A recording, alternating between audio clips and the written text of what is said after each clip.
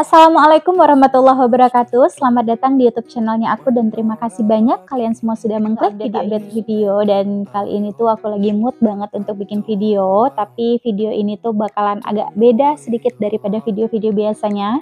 Biasanya kalau aku tuh bikin video tentang bersih-bersih rumah, beres-beres rumah, cleaning motivation, masak dan lain-lain sambil cerita-cerita sama mom semua. Tapi kali ini memang agak berbeda sedikit ya mams, topiknya yaitu tentang kehamilan. Jadi sebelumnya aku mau mengucapkan selamat datang bunda-bunda hebat, calon-calon bunda, calon mama yang lagi menanti keturunan, sama seperti aku yang mungkin merasa kok aku nggak hamil-hamil gitu ya. Terus atau mungkin ada yang sama seperti aku yang merasakan pernah dikatain mandul sama orang lain. Jadi di sini kita sharing-sharing ya mams, gimana sih pengalaman aku menanti buah hati dan apa saja yang aku lakukan, usaha-usaha apa saja yang aku lakukan dalam menanti keturunan. Karena aku tuh kosong lama mams, aku menikah tahun 2012 dan aku baru lahiran anak pertama aku itu di bulan Desember tahun 2019. Jadi bisa dikatakan aku tuh kosong 7 tahun ya mams ya. Tapi Masya Allah, tabarakallah, alhamdulillah, Allah maha baik. Di samping cemoohan orang-orang lain yang meragukan aku, yang dengan mudahnya mengatakan aku mandul, tapi ternyata Allah maha baik. Allah berikan ke aku, Allah tunjukkan kekuasaannya ke aku. Nggak ada yang mustahil. Kalau memang udah rezeki kita pasti Allah kasih di waktu yang tepat gitu ya mam ya. Jadi aku pengen sekedar sharing aja sama mam semua yang mungkin sama seperti aku, udah mulai pasrah, udah nggak tahu harus berbuat apa lagi, kok aku nggak hamil-hamil gitu ya. Ini sekedar cerita aja supaya mam semua di luar sana nggak merasa sendirian. Ada aku dan ada ribuan mama-mama, perempuan-perempuan hebat di luar sana yang sama seperti bunda di luar sana. Kita sama-sama berjuang untuk mendapatkan keturunan. Jadi insya Allah di sini aku bakalan sharing pengalaman aku dan apa saja yang aku lakukan untuk mendapatkan keturunan. Tonton videonya sampai akhir ya supaya nggak ada salah paham. Jadi seperti yang aku bilang tadi, aku menikah itu di bulan Mei tahun 2012 dan 1 bulan berikutnya aku sudah mulai mendapatkan pertanyaan-pertanyaan, udah ngisi belum? Itu pertanyaan biasa banget ya mam ya. Udah ngisi belum? Kok belum ngisi gitu kan. Terus cepetan lah ngisi, kapan mau punya anaknya, jangan nunda-nunda lah, udah berumur gitu kan. Nah terus belum ngisi juga, nggak subur kali lo gitu kan. Nah terus dari awal menikah aja, dari sebulan setelah menikah aja itu udah mulai ada tuh mams pertanyaan-pertanyaan, kok belum ngisi ya. Tapi mau gimana ya, mungkin aku tuh dulu positive thinking aja ya mam. Aku tuh berpikir ya wajar lah, mereka cuma nanya doang gitu. Awal-awal sih nggak terlalu mikirin, nggak terlalu pusingin gitu ya mam. Tapi waktu berlalu dari 1 bulan ke 2 bulan, 3 bulan sampai ke setahun, memang aku belum ngisi-ngisi juga. Nah mulailah tuh orang-orang itu dari yang tadinya cuma nanya biasa, nanyanya masih tetap biasa sih sebenarnya, cuma mungkin akunya yang udah bosen ya mendengar pertanyaan seperti itu, udah mulai baper nih mam dapat pertanyaan seperti itu. Jadi di tahun pertama kosong, terus tahun kedua belum juga ngisi, tahun ketiga 4, 5, 6 sampai pokoknya jalan ke 7 tahun masih kosong gitu ya mam. Mulailah ada orang-orang yang bernyinyiran ya mam ya, bahkan tanpa berpikir panjang mengucapkan kata-kata yang menurut aku tidak pantas untuk diucapkan. Aku sampai dikatain mandul. Jadi kejadiannya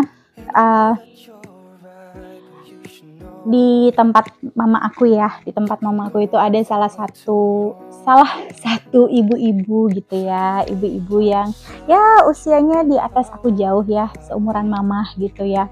Jadi ceritanya aku tuh lagi ke tempat dia, lagi belanja gitu kan. Nah terus dia nanya, Eli udah ngisi belum gitu. Terus aku jawab, belum bu, doain ya. Iya sih didoain, tapi percuma neng didoain kalau elunya mah gak subur. Sampai ada omongan seperti itu ya mam. Jadi aku tuh kayak ngerasa kaget dan shock gitu dengar pernyataan dia yang seperti itu gitu. Dia awalnya niat nanya, belum ngisi-ngisi li, Belum Bu, aku bilang. Minta doanya ya Bu. Ya percuma Neng didoain kalau misalnya didoain elunya nggak subur. Kalau anak elu udah ada mah harusnya anak lu udah SD ya, udah masuk SD nih. Karena kan anak SD itu 6 tahun ya Mam. Jadi dia bilang harusnya anak lu udah SD ya, yang nikahnya barengan sama lu tuh udah ada yang SD tuh anaknya udah pada SD katanya. Lu mah belum ngisi-ngisi ya, berobat atuh, dia bilang gitu kan. Ya memang mungkin aku tuh tetap berbaik sangka. Mungkin dia nggak punya niat untuk menyakiti aku, mungkin dia sekedar bertanya dan memberikan saran, tapi tetap ya Mams, dalam kita memberikan saran itu ada adabnya supaya tidak menyakiti hati orang lain. Mungkin bagi mereka-mereka yang udah hamil itu bukan sesuatu yang berlebihan pertanyaan seperti itu. Mungkin niat mereka hanya bertanya biasa, tapi karena kita yang mengalami, kita belum punya anak, sedangkan kita sudah berusaha mati-matian dan mereka tuh nggak tahu perjuangan apa saja yang udah kita lalui untuk mendapatkan keturunan. Itu tuh menyakitkan banget ya Mam ya. Sampai setelah aku mendapatkan pernyataan seperti itu, jangan-jangan lu tuh mandul gitu kan. Itu yang bikin aku sampai nangis down. Pokoknya itulah yang bikin aku benar-benar berhenti promil. Jadi sebenarnya dari awal pernikahan sampai aku itu usia pernikahan 6 tahun, aku tuh selalu berusaha mati-matian Mam untuk promil. Mulai dari olahraga, iya, minum madu, iya, makan kurma muda, iya, terus juga ke dokter, minum multivitamin, vitamin ini itu segala macam, iya, minta doa orang tua, minta doa segala macam, iya, aku jalani Mam. Terus juga diurut yang sana, diurut sini, alternatif sana, alternatif sini, sudah banyak sekali perasaan yang aku lakukan. Dan gak sedikit uang yang sudah aku habiskan untuk mendapatkan keturunan ya Mam pada saat itu, di usia pernikahan 1-6 tahun. Tapi ketika aku mendapatkan pernyataan seperti itu, jangan-jangan lu mandul gitu kan, itu tuh bikin aku bener-bener down dan aku bener-bener stop. Aku gak mau promil, aku bener-bener pasrah, aku bener-bener udah deh gitu. Gue juga capek nih, udah 6 tahun gitu kosong, tapi ya emang gue mandul kali gitu, sampai udah pasrah gitu Mam. Padahal jelas-jelas kita berdua suami istri itu udah pergi ke dokter kandungan dan dokter sendiri menyatakan bahwa kita dua-duanya normal gitu kan, tapi memang belum rezeki aja gitu kan. Sampai akhirnya aku benar-benar pasrah, aku nggak mau promil lagi. Yang biasanya aku olahraga, aku nggak mau olahraga. Yang biasanya aku minum obat, aku udah nggak mau minum obat. Pokoknya di situ aku benar-benar udah pasrah, dan aku sama suami tuh sampai bikin perjanjian gini. Aku nggak bikin perjanjian sih, sampai aku ngomong gini sama suami, yang gimana nih, aku belum hamil-hamil juga gitu kan.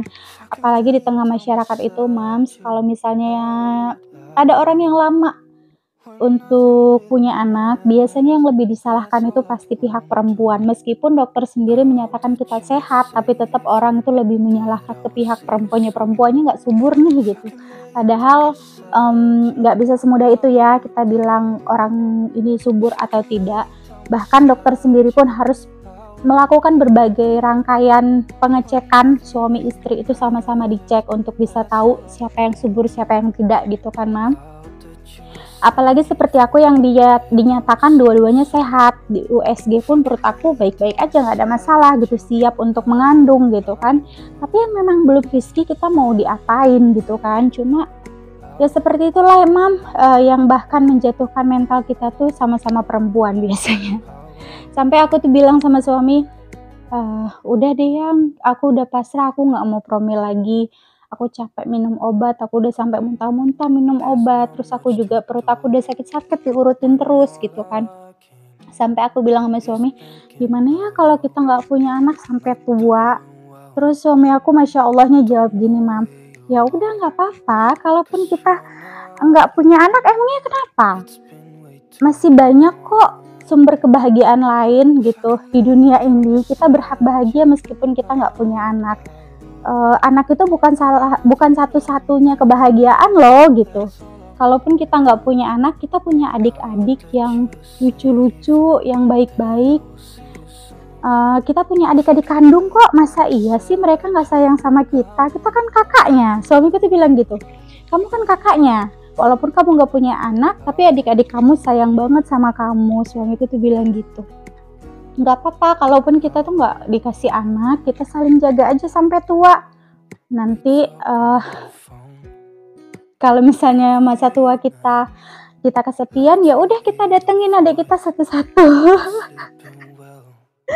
Saking pasrahnya Mam, aku dan suami itu sampai ada di titik itu. Terus aku sama dia bilang, iya ya, nggak apa-apa ya Yang, kita nggak punya anak ya nggak apa-apa, kita kan bisa saling jaga sampai tua. Sampai kami tuh ada di titik sepasrah itu Mam. Sampailah akhirnya ketika kita tuh udah pasrah ya Mam ya, ternyata Allah Maha Baik. Di saat aku bener-bener udah gak mau promil, tapi Allah menunjukkan kekuasaannya. Aku udah bener-bener pasrahkan semuanya ke Allah. Aku udah gak mau promil lagi, pokoknya aku udah gak mau apa-apa. Aku cuma happy-happy aja gitu, aku main sana, aku main kesini gitu. Karena kan belum punya anak ya Mam. Suami kerja dari pagi sampai ke malam kerja, terus akunya di rumah sendiri ngapain gitu kan, paling aku tuh ikut-ikut main gitu. Akhirnya aku dipertemukan dengan salah satu teman aku yang hobinya tuh olahraga kebetulan Mam, karena aku kan udah lama ya nggak olahraga ya. Jadi teman aku ini tuh dulu hobinya olahraga, jadi dia bilang ayolah ke tempat gym gitu kan.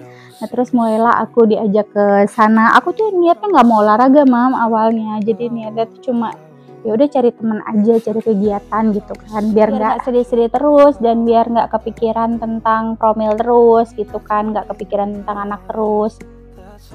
Jadi tanpa sadar aku tuh udah mulai merubah kebiasaan aku ya Mam, yang tadinya tuh aku sempat olahraga terus akunya udah pasrah, aku nggak mau olahraga lagi, dan akhirnya ketemu temen yang ngajakin lagi olahraga, aku mulai olahraga, dan tanpa aku sadari ternyata itu merubah hidup aku ya Mam, yang aku rasain.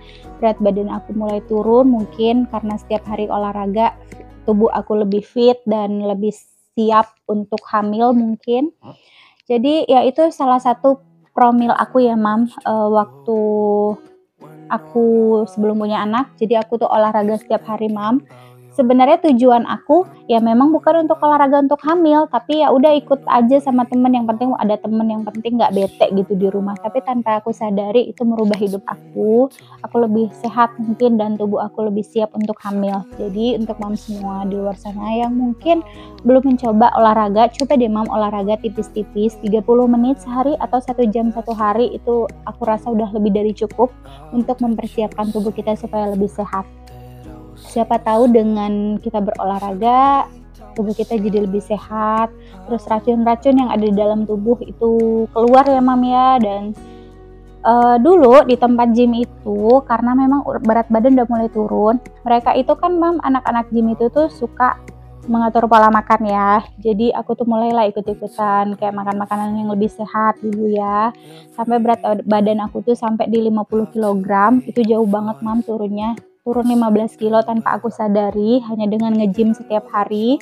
Itu pun gym santai-santai, bukan seriusan nge-gym gitu kan. Sambil ngobrol kita jalan di treadmill, sambil ngobrol kita olahraga di sepeda gitu kan. Nah pokoknya tanpa aku sadari berat badan turun, pola makan aku mungkin lebih sehat. Nah terus setelah 1 tahun aku olahraga, ternyata aku Masya Allah hamil. Ya itu ya Mam, jadi Mam boleh coba olahraga. Kemudian untuk tips yang kedua, seperti yang tadi aku bilang Mam, aku merubah pola makan dulu sebelum hamil kakak Meme, anak pertama. Jadi aku itu minum jus Mam, jadi aku tuh benar-benar ngurangin nasi, ngurangin gula, dan aku itu banyak minum jus buah waktu itu. Jadi dulu sebelum aku hamil tuh aku suka banget sama Dewi Huges Mam. Mungkin Mam tahu Dewi Huges, boleh lihat YouTube-nya, ketik aja Dewi Huges gitu ya. Jadi beliau itu Masya Allah salah satu artis yang sukses ya Mam ya, menurunkan berat badannya di usia yang tidak muda lagi, bahkan turunnya tuh hampir 50 kilo kalau aku nggak salah. Aku tuh salut banget sama dia karena memang aku kan kelebihan berat badan. Nah terus berat badan aku udah mulai turun dulu. terus aku pengen lebih kurus lagi waktu itu. Jadi aku tuh mencari-cari informasi tentang diet. Nah, ketemulah salah satunya sama YouTube-nya Dewi Huges. Nah, Dewi Huges itu kan nggak makan nasi, Mam. Beliau nggak makan nasi, terus mengurangi makanan yang manis-manis. Dan diet beliau itu tuh diet kenyang ya, Mam. Jadi aku mengikuti pola makannya beliau waktu itu. Aku nggak lama, Mam. Itu sekitar 2 bulan aja. Jadi aku tuh cuma makannya itu benar-benar nggak makan nasi, nggak makan gula, terus tapi harus kenyang, nggak boleh lapar sama sekali. Jadi misalnya aku bikin jus tomat, dicampur sama buah-buah yang lain, pokoknya setiap lapar harus minum jus, setiap lapar harus minum jus, harus makan buah gitu-gitu lah, Mam. Pokoknya banyakin buah sama sayur aja. Waktu itu aku kayak gitu. Jadi kayaknya itu juga salah satu apa ya, hal yang sangat berpengaruh yang aku rasakan, karena setelah 2 bulan aku mempraktekkan diet ala Dewi Huges, aku dinyatakan hamil, Mam, sama dokter. Masya Allah, itu benar-benar suatu anugerah ya, Mam. Jadi buat Mam yang mungkin belum pernah mencoba diet beliau, coba Mam ketik di YouTube diet Dewi Huges. Tulisannya Dewi Huges. Masya Allah, beliau tuh orang yang luar biasa positif, memberikan tips-tips yang luar biasa baik ya, Mam ya. Pokoknya kalau nonton YouTube beliau tuh bawanya happy aja, karena beliau itu memang sebaik itu gitu loh, Mam, semenyenangkan itu. Terus yang ketiga, setelah aku tuh udah berolahraga, terus aku juga melakukan pola dietnya Dewi Huges. Nah, terus yang ketiga, aku tuh rutin meminum asam folat, Mam. Jadi 1 bulan sebelum aku dinyatakan hamil, memang aku udah mulai ada ya, Mam, keinginan untuk aku coba deh untuk minum asam folat lagi gitu kan. Aku coba bangkit, membangun semangat aku lagi untuk promil. Dan Masya Allah, tabarakallah, alhamdulillah, ternyata itu juga berhasil membantu ya, Mam, mungkin mempersiapkan tubuh aku supaya lebih sehat. Aku tuh minum asam folat. Asam folat itu murah banget harganya, Mam. Di apotik juga banyak. Kalau nggak salah nggak nyampe 10.000 gitu harganya per papan.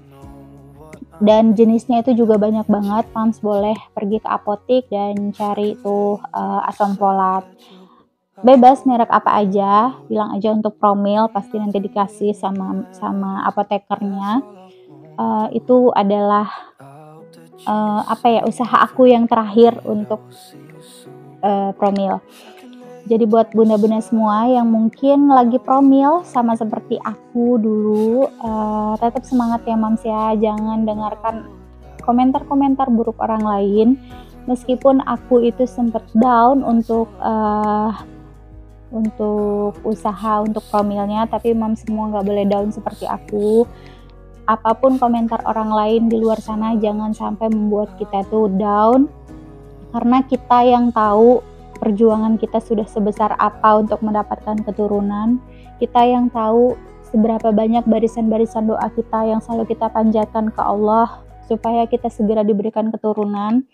Kita yang tahu berapa banyak duit yang sudah kita habiskan untuk promil. Jangan sampai gara-gara komentar orang lain yang mungkin menyakiti hati kita, membuat kita tuh jadi down banget dan gak ada keinginan untuk promil lagi. Tetap berusaha untuk menjalankan pola hidup sehat. Jangan lupa berdoa sama Allah supaya secepatnya diberikan keturunan. Ya balik lagi ya, Mam, kita ini hanya manusia biasa, kemampuan kita ini terbatas. Kita hanya bisa ikhtiar, berusaha, dan juga berdoa, minta sama Allah, minta sama Yang Maha Kuasa. Kalau memang semua usaha sudah kita lakukan dengan maksimal, semua usaha sudah kita lakukan, kita sudah ikhtiar, terus kalau memang belum dikasih, berarti memang belum waktunya yang terbaik. Karena percayalah, Tuhan tuh pasti punya rencana yang jauh lebih indah daripada yang kita rencanakan. Tuhan tuh lebih tahu kita daripada diri kita sendiri. Tuhan lebih tahu kesiapan kita, apakah kita sudah mampu untuk mengemban amanah itu atau belum. Kalau belum, mungkin Tuhan tuh pengen ngelihat sujud kita lebih lama. Mungkin Tuhan pengen ngelihat kita lebih merengek lagi untuk minta sama Tuhan gitu. Tuhan pengen ngelihat kita lebih manja lagi dalam meminta. eh oh iya, aku ada sedikit cerita lagi, Mam. Jadi waktu aku itu kemarin promil ke dokter kandungan aku bilang gini, karena mungkin ngelihat aku tuh udah pasrah ya, Mam. Jadi dokter kandungan aku udah bilang gini, jangankan ibu yang orang biasa, yang mohon maaf mungkin nggak ngerti-ngerti banget soal kesehatan gitu ya. Sedangkan saya dokter kandungan, saya punya teman yang sama-sama dokter kandungan juga, suami istri dokter kandungan nih, Mam. Yang mana orang kalau pingin promil datangnya ya ke beliau, ke pasangan suami istri ini, ke dokter kandungan. Karena kan mereka sama-sama suami istri nih, dua-duanya dokter kandungan. Ternyata mereka belum punya anak juga, Mam. Bahkan mereka itu usia pernikahannya sudah 25 tahun dan sekarang sudah tua, bahkan sampai sekarang belum punya anak. Jadi supaya menyenangkan hati mereka, menghibur diri mereka, mereka itu mengisi kesibukan hari-hari itu dengan merawat anak-anak kucing dan juga anak-anak anjing gitu. Jadi dari situ tuh aku belajar, oh iya ya, mereka aja dokter kandungan yang mengerti betul tentang kesehatan, yang pasti lebih mengerti tentang pola hidup sehat, yang pasti lebih mengerti tentang obat-obatan, tentang fisik manusia. Mereka aja bisa belum punya anak, lah siapa saya gitu loh, Mam. Jadi itu tuh yang membuat aku, oh iya ya gitu. Ternyata bahkan dokter kandungan sendiri pun bisa belum punya anak, bahkan sudah 25 tahun gitu, Mam. Dari situ tuh aku kayak, oh iya, kayak aku tuh kayak sadar gitu, Mam. Oh iya ya, balik lagi aku harus pasrah. Terus juga kita ini ingat kemampuan kita sebagai manusia terbatas. Kembali lagi semuanya kita pasrahkan sama Allah. Aku rasa cukup segitu ya, Mam, untuk video kali ini. Makasih banyak untuk Mam semua yang udah nonton videoku dari awal sampai akhir. Mohon maaf lahir dan batin kalau misalnya di dalam video ini tuh banyak sekali kekurangan atau mungkin banyak kata-kata aku yang salah ucap. Aku mohon maaf lahir dan batin. Tujuan aku hanya sharing dan berbagi pengalaman aku pribadi untuk Mam semua di luar sana yang mungkin sama seperti aku agak sulit mendapatkan keturunan. Semoga kita semua secepatnya diberikan keturunan anak yang saleh dan salehah. Pokoknya harus tetap semangat ya, Moms ya. Jangan dengarkan omongan orang. Wassalamualaikum warahmatullahi wabarakatuh. Bye-bye.